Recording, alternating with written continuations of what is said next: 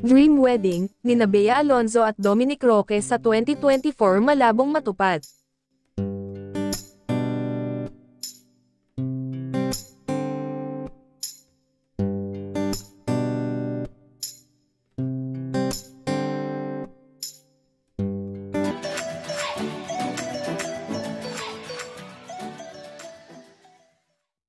Mukhang hindi matutupad ang pinag-usapang dream wedding nina Bea Alonzo at Dominic Roque na mangyayari sa darating na 2024.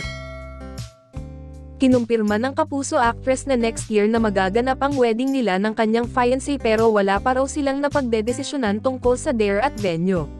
Pinaunlakan ni multi-awarded actress na si Bea Alonzo ang ilang tanong mula sa kanyang fans at followers sa latest video na ibinahagi niya. Aminado si Bea na hindi pa talaga sila nagsisimula sa mga paghahanda nila para dito pero may ilang mga detalye na silang napag-uusapan. Wala pa kaming date but hopefully, it's gonna be next year kasi ayaw din naman namin ng very long engagement because we don't see the point of it because we're sure about each other, pahayag ni Bea. And syempre hindi na rin kami mga bata, gusto na rin namin mag-start ng pamilya namin. So, hopefully next year, sana mag-align ng mga stars at matuloy next year, dagdag pa ni Bea. Kung siya lang ang masusunod, intimate wedding lang ang gusto niya pero na-realize raw nila ni Dom na napakarami nilang mga kaibigan sa loob at labas ng showbiz na plano nilang imbitahin kaya mukhang malabo na itong matupad. Gusto ko talaga intimate wedding ever since I was a little girl, kapag nag-iisip kami ni Dom ng guest list pa lang, parang ang dami pala naming friends. Kasi si Dom extrovert siya, ang dami niya talagang friends. Ang dami niyang group of friends. And ako, I have a small circle of friends, but outside of that circle, ang dami ko ring mga acquaintances, ang dami kong mga nakatrabaho. I've been in this business for 22 years.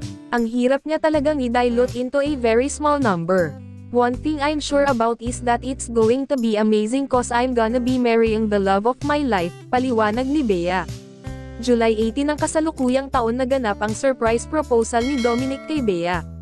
Marami ang natuwa sa kanilang nakakakilig na engagement lalo na at marami talaga ang nagnanais na matuloy sa kasalan ang kanilang love story. Samantala, ilang mga post ni Bea at fiancé nitong si Dominic Roque ang nagpapatunay kung gaano nila kamahal ang isa't isa.